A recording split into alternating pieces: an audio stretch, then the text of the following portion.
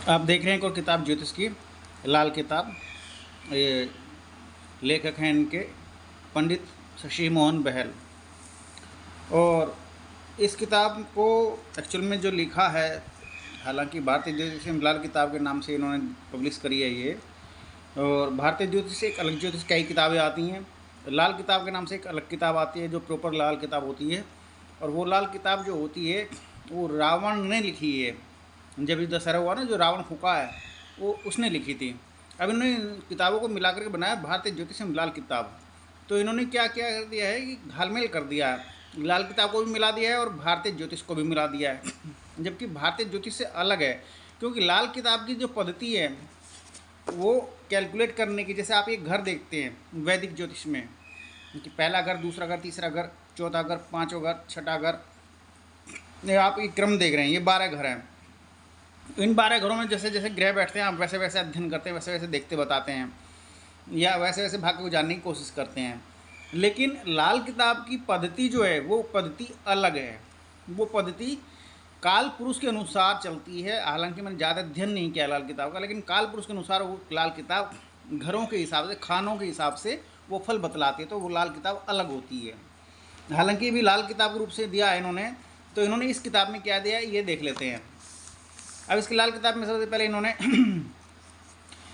कुछ वर्णन लिख दिया है। जिस प्रकार पृथ्वी प्रकृति के गर्भ में किसी आगामी घटना का आभास जीव जंतुओं को हो जाता है नहीं, तो उसी प्रकार जातक भी ज्योतिष के माध्यम से निज जीवन में होने वाली उथल पुथल को जान सकता है। जान लेने के उपरांत लाल किताब के उपाय उस उथल पुथल को शांत करने में सक्षम है। देखिए जी, कोई भी किताब हो, उपाय सब में लगभग दिए हुए होते हैं, लेकिन उपायों को करने में बड़ी कठिनाई आती है। तो इन्होंने ये शुरुआत में दिया है। इसके बाद आप देखते हैं कि इन्होंने एक सूची और दी हुई है हमारे यहाँ से प्रकाशित लेखक की अन्य पुस्तकें कौन कौन सी दी हुई हैं। अब इन्होंने दिया हुआ है भारतीय ज्योतिष रेमेडियल वास्तुशास्त्र, आपका वैसा है, साधना सिद्धि एवं टोटके, तंत्र मंत्र यंत्र द्वारा काम सुख, नेपोलियन का भाग्य दर्पण, प्रैक्टिकल हिप्नोटिज्म, काल सर्पयोग, तंत्र भैरवी, चमत्कारी अनुभूत शावर मंत्र, हस्तरेखा द्वारा भविष्यज्ञान, भविष्य का ज्योतिष, कल की ज्योतिष, टोने टोटके और तंत्र मंत्र द्वारा रोग उपचार। तो ये इनकी अपनी किताबें होंगी। इन्होंने लिखा है हमारे यहाँ से प्रकाशित अन्य पुस्तकें। ये आप देखते हैं कि रवि पॉकेट बुक्स मेरठ की पब्लिश हुई किताबें ये। अब इस किताब में आगे चलते हैं। पंडित शशि मोहन बहल, ज्योतिष विज्ञान के प्राचीन अनुभवी लेखक। अनुभवी लेखक होने के अलावा ये शशि मोहन बहल की कई किताबें आ चुकी हैं मार्केट में, और ये लगभग 100 रुपये की किताब उस समय पर रही। मेरे पास लगभग 15 से 20 साल पुरानी किताब है ये। और इन्होंने शुरुआत में लेखक का जो भी वर्णन है, अनुमान है, या जो उसके मन में आया किताब के बारे में लिखने के लिए, वो उसने ये यहाँ वर्णन किया हुआ है। इसके बाद विषय सामग्री पर निगाह मार लेते हैं। विषय सामग्री: भूमिका, विकास और इतिहास, उत्पत्ति और रहस्य, भचक्र परिचय, ज्योतिष में ग्रह ज्ञान। अब इन्होंने ये सब चीज़ें ज्योतिष का एक तरह से हिस्ट्री दिया हुआ है। राशि ज्ञान वही हैं लगभग जो राशियों के बारे में बतलाते हैं। फिर उसके बाद इन्होंने कुछ अलग डिफरेंट दिया है जो हर जगह नहीं मिलता है। वर्ष कुंडली चक्र, वास्तुशास्त्र, हालांकि मैं वास्तुशास्त्र को नहीं देखता हूँ। कुमार ग्रह बुध, क्योंकि बुध की संज्ञा युवराज के रूप में कही गई है। तो जैसे सूर्य की संज्ञा जो दी गई है वो राजा के रूप में दी गई है। गुरु जो हैं बृहस्पति जी देवगुरु हैं, और शुक्राचार्य जी भी दैत्य गुरु हैं। इसके अलावा सेनापति की जो संज्ञा दी मंगल ग्रह को दी गई है।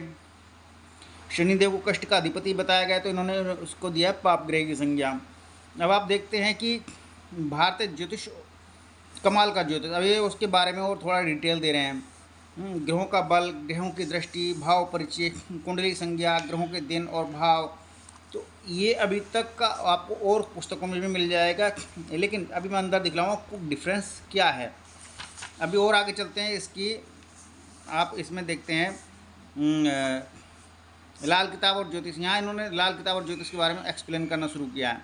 ज्योतिष विज्ञान में लाल किताब, यहाँ इन्होंने उपाय दे दिए हैं। चंद्रमा की पीड़ा, मंगल की पीड़ा, अर्थात जिस ग्रह से संबंधित पीड़ा हो तो उसके लिए क्या उपाय करना चाहिए। इसके बाद हालांकि उपाय का नाम से हेडिंग होना चाहिए था। अब इसके बाद इन्होंने दिया है लाल किताब के सुनहरी उपाय। अब ये राशि चक्र, ये जो डिफरेंस मेथड है ये उन्हीं को समझ में आएगा जो इन्होंने लाल किताब का अलग से अध्ययन कर रखा होगा, क्योंकि इन्होंने तो दोनों चीज़ों को मिलाया हुआ है। अब इससे नीचे आके देखते हैं ग्रहों का मूल्यांकन। अब इन्होंने ग्रहों का मूल्यांकन मतलब अपनी तरफ से आकलन किया है ग्रहों का, उसके बारे में इन्होंने जो कुछ वर्णन दिया वो आगे दिखाऊंगा। अब इन्होंने आगे दिया है लाल किताब द्वारा ग्रहों का विवेचन, योग प्रश्न और उपाय, लाल किताब की उपयोगिता, और सबसे अंत में क्या कुछ कहना चाहते हैं। अब इसमें इन्होंने दिए भूमिका। भूमिका में वही सब है जो ज्योतिष की लगभग कॉमन किताबों में मिलता है, लेकिन सबके शब्द अर्थ अलग अलग होते हैं। कोई किसी बात को किसी तरह से कहता है, कोई किसी बात को किसी तरह से कहता है, सबके समझ समझ का फेर है। और इन्होंने भूमिका यहाँ पूर्ण कर दी है। यहाँ लाल किताब में बहुत कुछ है, उसे पहचानो वही ज्ञान है वही सत्य है, कल भी और आज भी।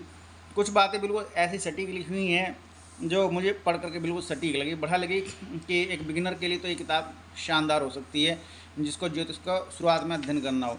बाकी विकास के इतिहास में इन्होंने जो दिया है, इन्होंने एक तरह से साधना का क्रम दे दिया है विकास के इतिहास में। मूलाधार चक्र से लेकर के ब्रह्मानंद महाचक्र तक का जो है वर्णन ये आगे करते आए। यहाँ से शुरू हो गया, ये चल रहा है लगातार। अब इन्होंने आप देखेंगे तो ये दिया हुआ है कुछ। इसके अलावा इन्होंने एक चित्र भी दे रखा है। इन चित्र में इन्होंने चक्रों की संज्ञा दी हुई है, शरीर के भीतर छुपे हुए 7 चक्र। तो विकास की जो क्या था चैप्टर का नाम, विकास का जो इतिहास है, इन्होंने उसके अंदर चक्रों का अध्ययन दिया हुआ है। ये चक्रों का अध्ययन मनुष्य के लिए या साधक के लिए फ़ायदेमंद है जो साधना करता और ज्योतिष का अध्ययन करता है। और काफ़ी डिटेल दी हुई है, जल्दी से किताबों में मिलती नहीं, और ख़ासतौर पर ज्योतिष की किताबों में नहीं मिलती है। अब इन्होंने अलग अलग चीज़ों को लेकर के जोड़ दे, वो साधना का पार्ट चल रहा है, साधना का हिस्सा है। यहाँ तक इन्होंने साधना का हिस्सा दिया है नहीं विकास के इतिहास में, जबकि साधना का हिस्सा जो बिल्कुल अलग चीज़ है, ये अध्यात्म की चीज़ है और ज्योतिष अध्यात्म से अलग है। ज्योतिष अध्यात्म को भी व्याख्यायित करता है और अध्यात्म जो है ज्योतिष को अलग तरह से देखता है नहीं। और ज्योतिष को कहा गया है कि ज्योतिष वेदों का नेत्र है। अब इसके बाद इन्होंने उत्पत्ति और रहस्य। अब उत्पत्ति और रहस्य किसकी बात कर रहे हैं, अब ये बात करते हैं कि उत्पत्ति कहाँ से हुई, रहस्य कहाँ से हुई। ये भी उन्होंने साधना का पार्ट लिया है। साधना पार्ट में क्या है कि अक्षर कहाँ से उत्पन्न हुए, शब्द कहाँ से उत्पन्न हुए, उसकी डिटेल देते हैं। अब उसके बाद ही फिर ज्योतिष की डिटेल देंगे कि इन्होंने संस्कृत के श्लोक भी दिए हैं। यह आपको श्लोक ऋग्वेदों के मंत्र हैं, और ऋग्वेदों के मंत्रों के अलावा आपको ये उनमें भी मिल जाएंगे मंत्र। जगह जगह जो आर्य समाज की किताब होती हैं उसमें भी मंत्र मिलेंगे, क्योंकि वो भी वैदिक किताबें होती हैं। अब इन्होंने ये साधना के पार्ट में उत्पत्ति और रहस्य कहाँ से शुरू हुआ कहाँ ख़त्म हुआ, और ये भी कुंडलिनी की बात करते हैं लास्ट में आकर के कि जब जागृत हुई कुंडलिनी शक्ति पंचतत्व आदि को ये सब कुछ जो पार कराया इन्होंने, ये भी मेरी नज़र में ज्योतिष का नहीं, ये सारा साधना का पार्ट है। अब इसके बाद ज्योतिष का तो यहाँ से शुरू होता है पार्ट, जब भचक्र परिचय इन्होंने देना शुरू किया। भचक्र मतलब सौर मंडल, जिस सौर मंडल के अंतर्गत हम रहते हैं, यहाँ से ज्योतिष शुरू होता है। अब इन्होंने ज्योतिष को दिया, 12 खंडों में बांटा। ये सब सौर मंडल इन्होंने दिए हुए हैं, आप देख सकते हैं। जैसे सौर मंडल का ज्ञान रखने वाले प्रत्येक पाठक जानता है। तो ये यहाँ से ज्योतिष शुरू हुआ है। इन्होंने लगभग 4थे अध्याय से शुरू करा। अब ज्योतिष में इन्होंने गृह ज्ञान देना शुरू किया है। इसके बाद इन्होंने यहाँ दिया है कुछ योग दे रखे हैं। जैसे योग का मतलब युति दे रखी है। मंगल गुरु का योग जातक गूढ़ अंतर्दृष्टि, सम्मान और बुद्धि प्रदान करता है। ये बात बिल्कुल सही है, लेकिन गुरु को मंगल हानि पहुंचाता है जब मंगल और गुरु की युति होती है, क्योंकि मंगल एक क्रूर ग्रह में या जिद्दी कारक ग्रह में या क्रोधी ग्रह में से गिना जाता है, और गुरु सात्विक शांत रहने वाला ग्रह में से एक है। तो गुरु के गुण कुछ दब जाते हैं। तब इन्होंने ऐसी एक मंगल शुक्र की युति दी हुई है। इसमें हालांकि बहुत सारी चीज़ें सही दी हुई हैं, क्योंकि मैं जीवन का अनुभव में लगभग 30 साल अध्ययन मतलब ज्योतिष करते हुए हो गए, अध्ययन भी काफ़ी किया है, प्रैक्टिकल भी काफ़ी देखा है। तो उसमें युतियाँ जो हैं लगभग 90% तक सटीक सही रिजल्ट दे रही हैं इसमें। और आगे इन्होंने इसमें इस दूसरे पेज में दिया है ग्रहों का उच्च नीच स्वराशि ग्रह चक्र। फिर लग्न के लिए शुभ और शुभ ग्रह, जो आप लग्न देख सकते हैं 12 लग्न है, 12 लग्न में शुभ ग्रह कौन कौन से बैठेंगे, सम कौन से हो जाएंगे, अशुभ कौन से हो जाएंगे, और कारक। इसके अलावा मैं एक मोटी मोटी बात कहता हूँ, जो लग्नेश का शत्रु है वो अशुभ है एक तरह से। मंगल का शत्रु बुध कहा गया तो बुध अशुभ हो गया। शुक्र का शत्रु जो चंद्रमा को कहा गया, एक तरह से कई जगह रिजल्ट अच्छे नहीं दिखलाता। शुक्र और चंद्रमा जो आमने सामने होते हैं, खासतौर से मैंने विवाह में देखा है, बड़ी बाधाएं रहती हैं। या चंद्रमा और शुक्र की युति हो जाते है तो अय्याशी का या वैश्य योग बन जाता है, तब भी जीवन जीने में कठिनाई होती है। तो इस तरह से ये इनके लिए अशुभ है। और मिथुन में इन्होंने सूर्य और गुरु को अशुभ कहा है। अब हालांकि बुध समकारक ग्रह है, इस तरह से तो हालांकि मेरी अपनी अलग व्याख्या हो जाएगी, मैं किताब के बारे में बात कर रहा हूँ। तो इन्होंने 12 लग्नों में कौन शुभ ग्रह हैं, कौन समग्रह हैं, कौन अशुभ ग्रह हैं और कौन से कारक ग्रह हैं, उनकी पूरी तालिका दी है। जल्दी से मिलते नहीं, ये लघु पाराशरी के अंतर्गत इसकी डिटेल मिलती है। लघु पाराशरी का मतलब एक पाराशर व्रत पाराशर होराशास्त्र नाम की किताब है, आपको मिल जाएगी। मेरी जो मेरा यूट्यूब चैनल है उसमें मैंने बना कर दी हुई है किताब की, मैंने एक बनाई थी वीडियो। तो उसके अलावा एक और लघु पाराशरी आती है, लघु पाराशरी का मैं अलग से कभी बनाऊंगा और डिटेल दूंगा, तब ये आपको मिलेगी। इसके बाद इन्होंने राशि ज्ञान दिया हुआ है। राशि ज्ञान में अब इन्हें राशियाँ लेनी शुरू करी हैं, मे से लेकर मीन तक इन्होंने शरीर के अंगों को यहाँ गिना है, ठीक। और एक बड़ी चीज़ है कि कुंभ से इन्होंने नितंब को यानी कि हिप्स को, कूल्हे को निकाला है, बताया है, और जबकि धनु से भी नितंब आ रहा है। तो ये चीज़ मैंने दोनों सत्य पाई हैं अपने जीवन में कि हाँ ये जब पीड़ित होती हैं तो ये राशियाँ, जब जातक को कूल्हे से संबंधित परेशानी पैदा होती है। अब ये राशियाँ चल रही हैं, इनकी राशियों के बाद अब आगे आप देखें तो अब इन्होंने कुछ वास्तुशास्त्र का दे दिया है। ये मेरी समझ से परे, मैं इसमें कोई ज़्यादा इंटरेस्ट नहीं रखता। अभी इन्होंने बुध के बारे में यहाँ से बतलाना शुरू किया है। बुध हो गया, बुध के बाद बुध के 12 घरों में बुध जब बैठता है तो उसके क्या क्या फल होते हैं, बिगिनर के लिए बहुत अच्छी बात है, बहुत पढ़ने लायक चीज़ है। बुध ग्रह के अनिष्टों के निवारण का भी बताया गया है। चंद्रमा के बारे में दिया हुआ है। अब चंद्रमा का भी फिर वही सिस्टम चलता है। फिर लाल किताब के उपाय इन्होंने दिए हैं। लाल किताब के उपाय अलग उपाय होते हैं, आप देख सकते हैं। जैसे शिव उपासना, माता पिता व ब्राह्मणों की सेवा करने से चंद्र ग्रह का अरिष्ट नष्ट हो जाता है, ये सटीक बात है। लेकिन चंद्रमा के उपाय में, ज्योतिष में जो चंद्रमा के उपाय आते हैं उसमें वैदिक विधान से पूजा पाठ, मंत्र जप और शिव उपासना भी आती है। हालांकि ये कॉमन उपाय है, ये तो वैसे भी करना चाहिए किसी भी मनुष्य को, चाहे उसका चंद्रमा अच्छा हो या बुरा हो, तब भी करना चाहिए, यानी आयना सूर्य का दिया हुआ है। अब इसी तरह सूर्य के 12 घरों में फल दिए हुए हैं। ये जो घरों में फल हैं अलग अलग, जब आप अलग अलग 10 तरह की किताबें देखोगे उनमें अलग अलग आपको रिजल्ट मिलेंगे।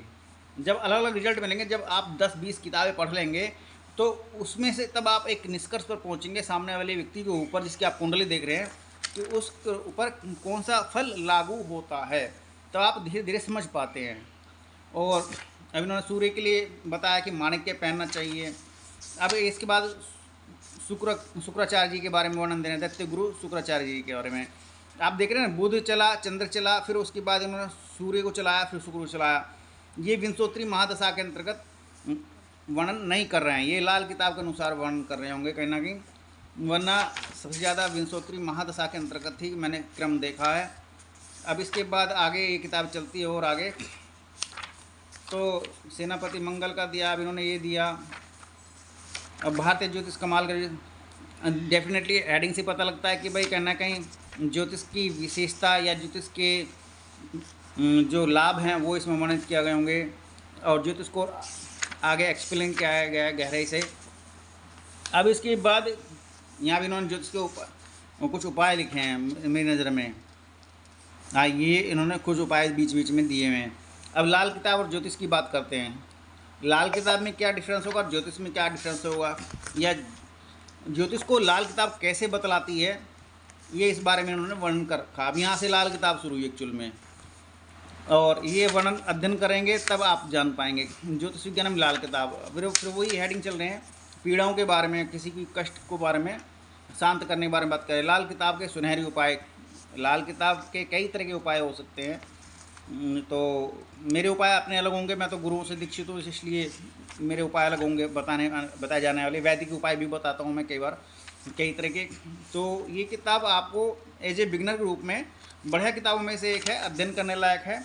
और अगर आपको ज्योतिष की ये किताब अच्छी लगी हो और आप मेरे चैनल पर नए हो तो लाइक करें, सब्सक्राइब करें और शेयर ज़रूर करें, क्योंकि कोई भी किताब हो ज्योतिष की वो ज्ञान को बखान करती है और ज्ञान को हमेशा ज़्यादा से ज़्यादा फैलाना चाहिए। इसलिए आप सब्सक्राइब जरूर करें, लाइक करें, शेयर करें। धन्यवाद।